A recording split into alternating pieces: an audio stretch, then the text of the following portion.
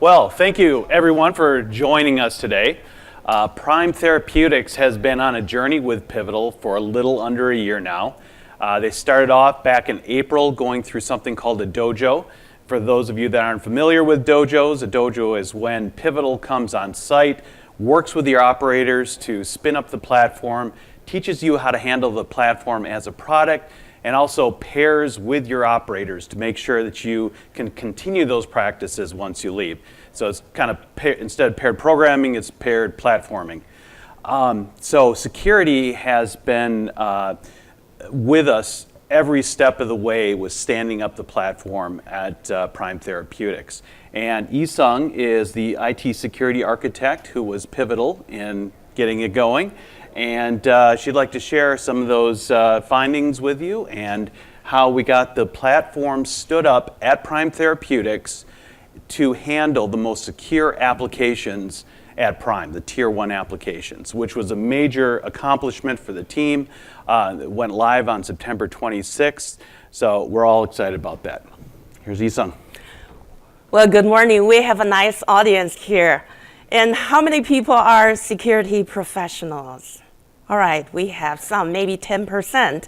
And whether you are in security or not, I hope that this talk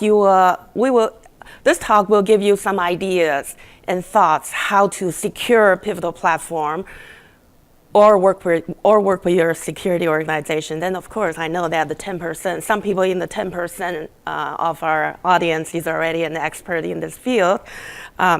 I have 20 years of experience as an IT architect, and I have been with Prime for 2 years. At Prime, there are two major things I have accomplished. One was I helped define the cloud security strategy. The other is I defined the security requirements for a Pivotal platform. And today, in the next maybe 20 or 25 minutes, I'm going to share with you my stories, how we approach the security requirement process, and I will share some examples of the security requirements and the people who we worked with to get things done. And finally, I'm going to share a little bit about my experience. And so if you have any questions, because we have such a nice crowd, very good sized crowd, please hold your questions until the end after I finish my stories. And if I ran out of time, and we can always meet outside the room afterwards. So let's look at Prime. Prime is defining the next step of total drug management.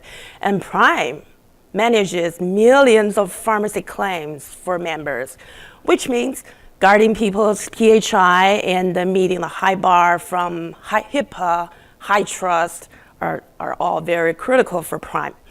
And in order to set the backdrop or the background for something we're going to talk about later, let's take a look at Prime's security organization. And under the CISO, there are 3 organizations. And I am in architecture. My boss has the security architecture. I am one of the architects there. And I get involved usually upfront in the process. And we also have another organization, engineering, access management, incident response. Cool things such as identity management, threat and vulnerability management, scanning, SIEM integrations, all belong to this engineering organization. And we also have a third organization that's for control assurance, security awareness, and data distribution, such as SOC 1, SOC 2, and third-party assurance, and all those good things belong to the third organizations. The reason I share this with you is so that later, as I talk about how many different teams we work with, you're going to get a better idea of how we work together. So, Prime's Pivotal platform, well, we are already live. We actually have it on-prem, running on multiple data centers in active.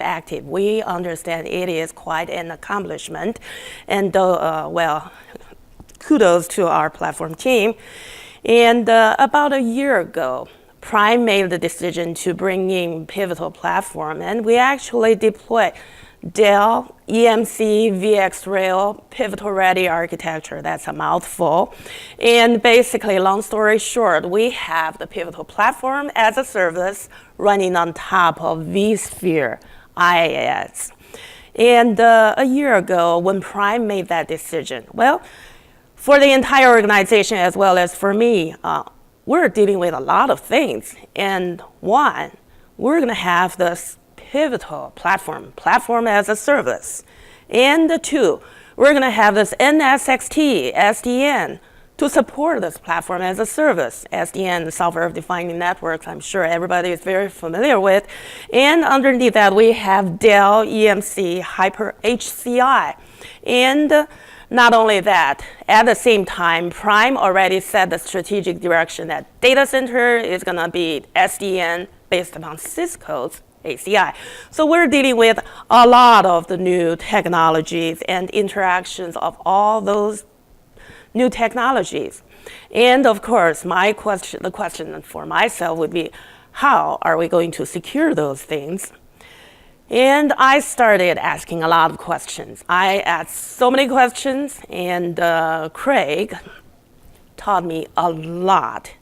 And I started documenting what I learned, because ultimately, many different teams will need to implement these controls.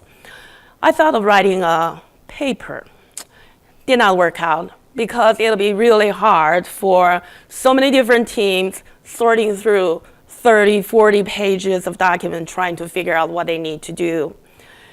Then I thought of mapping different items from the reference architecture into what needs to be done. Did not work well. Number one is the format. The other part is, well, these new technologies actually bringing a lot of the new capabilities. Did not work. I finally thought of, we've already got something we can use, and our cloud security strategy has an output, cloud security requirements for IaaS and the software as a service. And we actually have used those set of requirement templates for some project implementations. So we look at that, and we put on the platform as a service glasses, and I look at the capabilities from the Pivotal platform and VxRail as well as NSXT. And very quickly, we arrived at two sets of requirements in the format of Microsoft Excel, and one set for PaaS and another for IaaS. That was quite an accomplishment for us, because we now have the requirements and the designs for all these cool new technologies and documented on spreadsheets. And the next thing was, I am going to share with you a little bit more about the process of that. And when we look at, first of all, you need to remember, in that spreadsheet, we have four major columns: requirements, come back.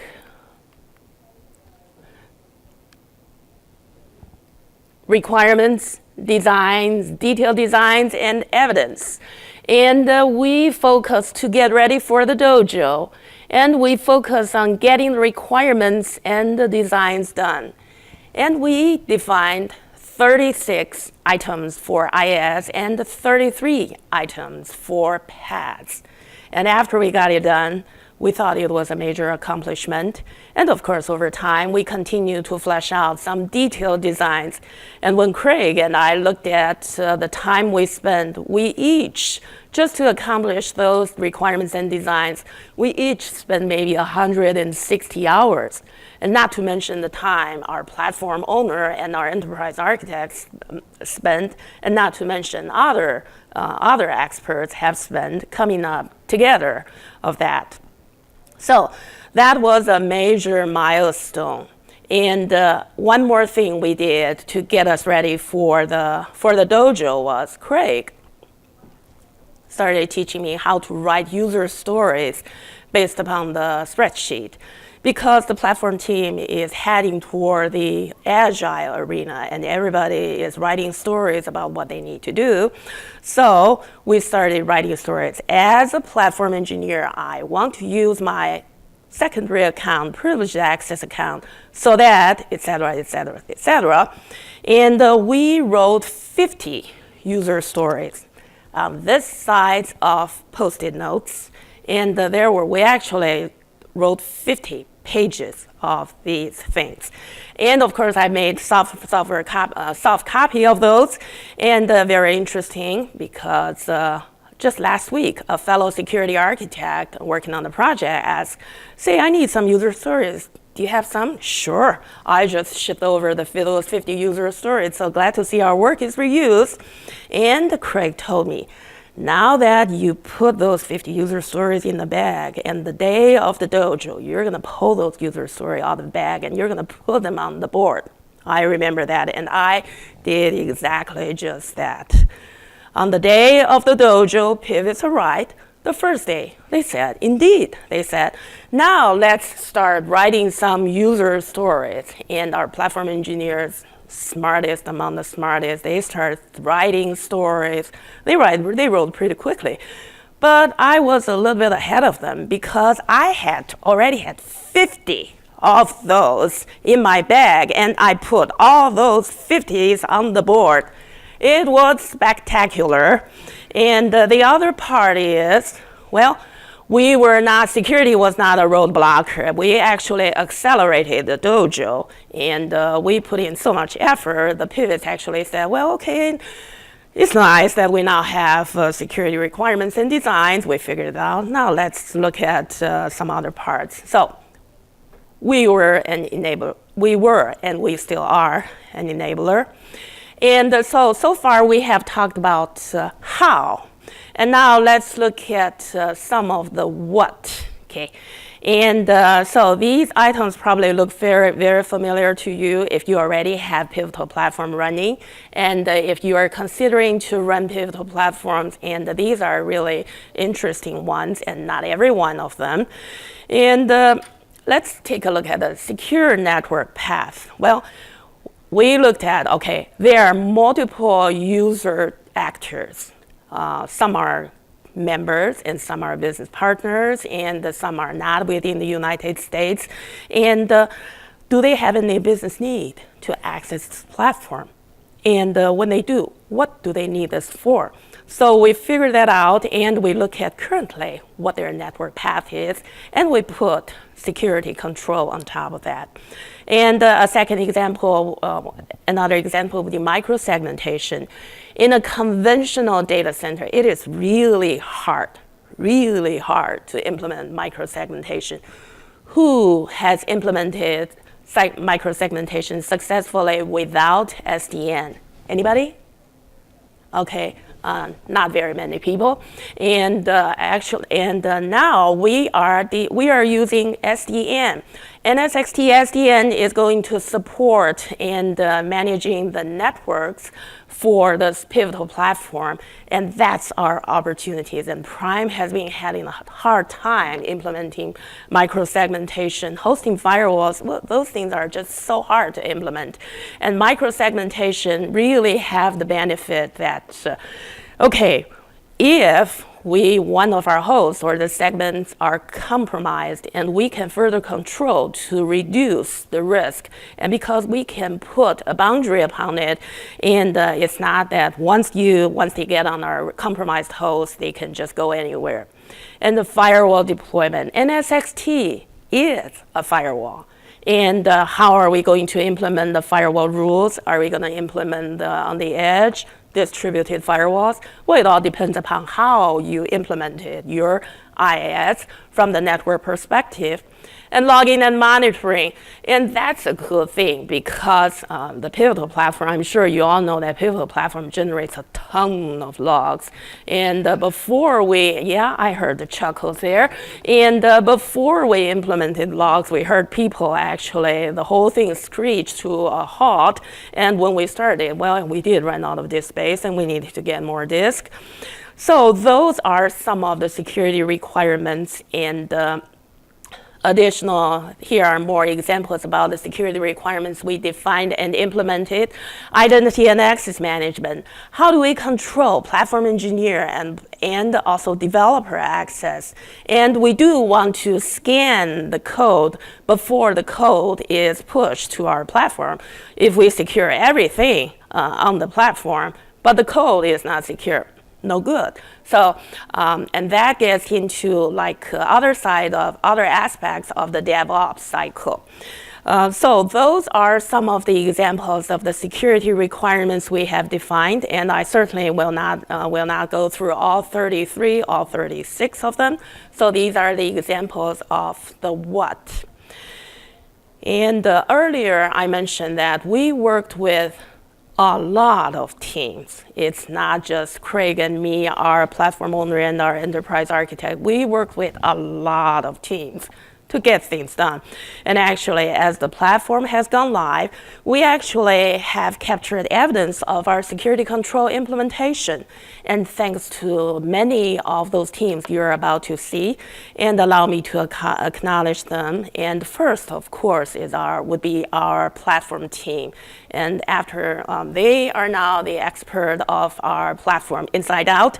And by the way, after I introduce the platform team, and the rest would be just in random order. No, the order of their appearance means nothing.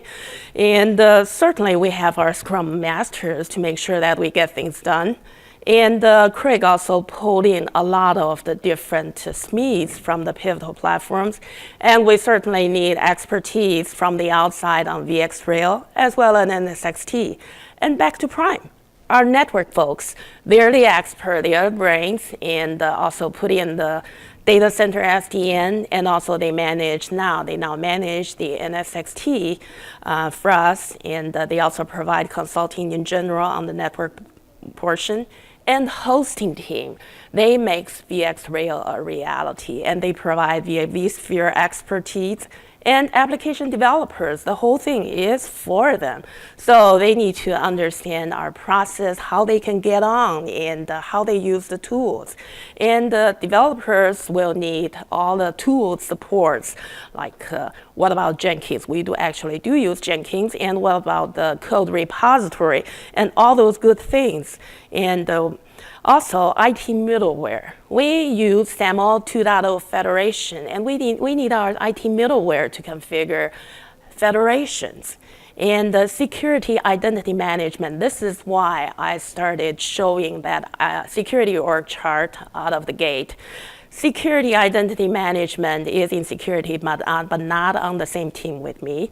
And they are in charge of full identity lifecycle management, as well as authentication schemes, and security engineering, threat and vulnerability management, and also scans, SIEM, etc. And security access management. And we're talking about like RBAC roles and the access certifications. They make sure that anybody and everybody who can authorize access this platform has a role-based access control mechanism governing their access.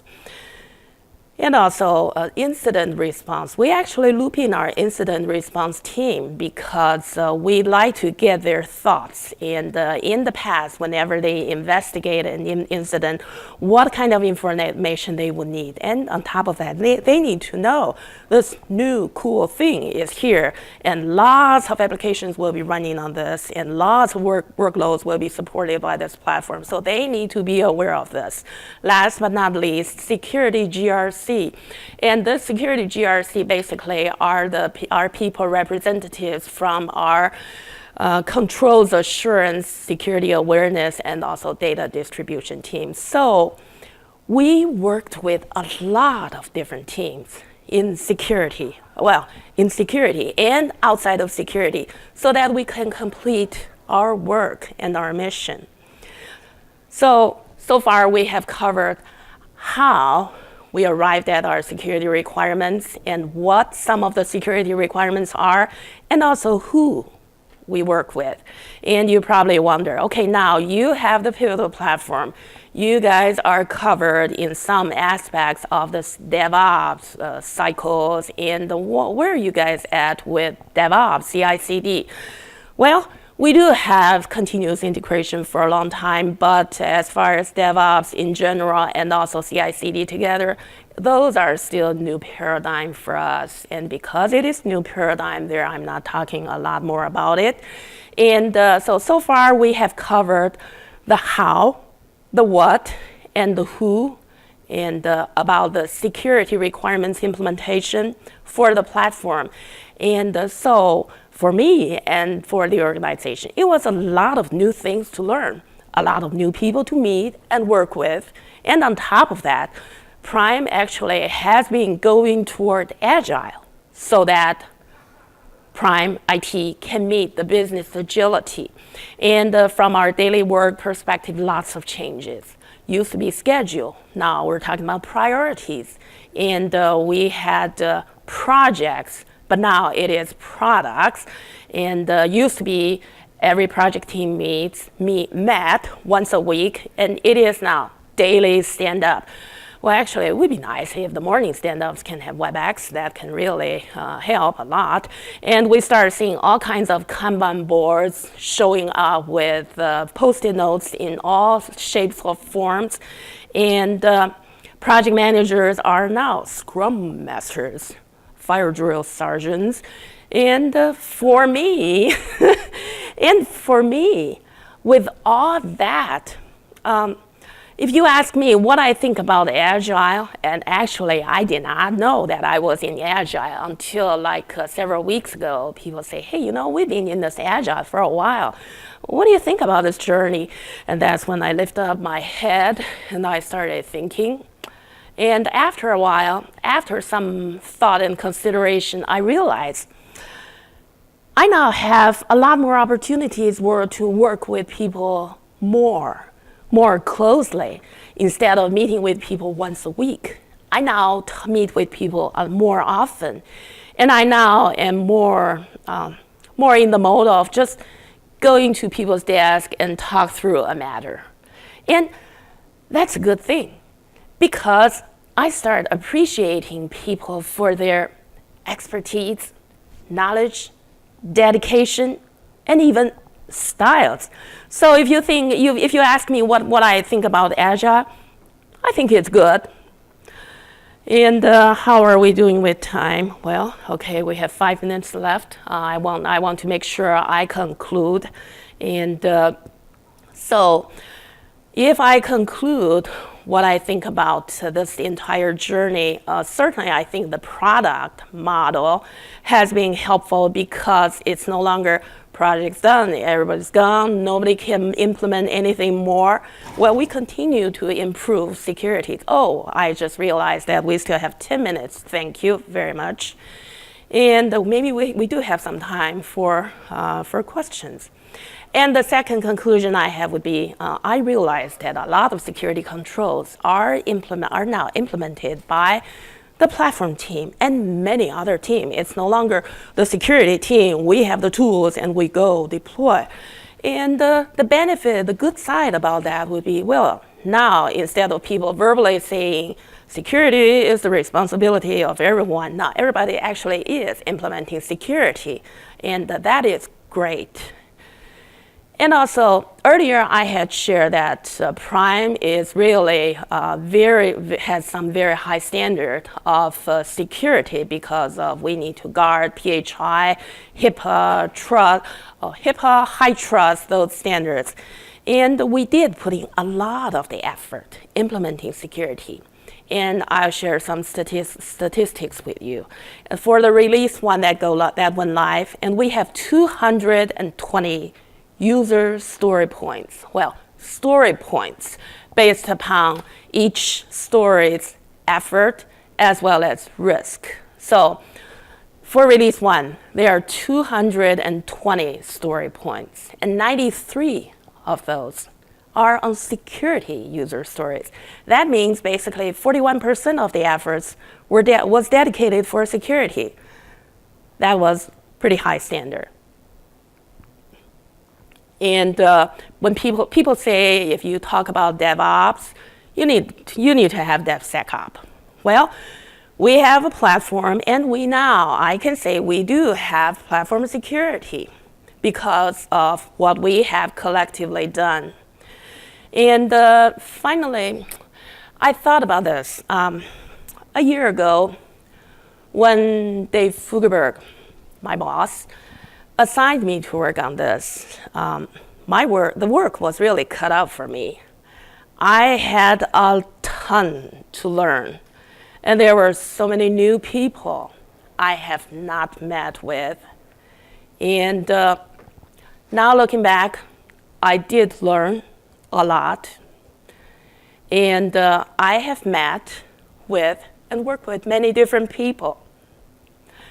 I try to loop in others so that others can plan their work, so that they can implement the security. I facilitated and supported conversations. And over time, through collaborations, we built partnership. It has been a privileged and rewarding experience. And I thank our platform team and also Craig from Pivotal and everyone I have worked with. And of course, Dave, my boss, for that.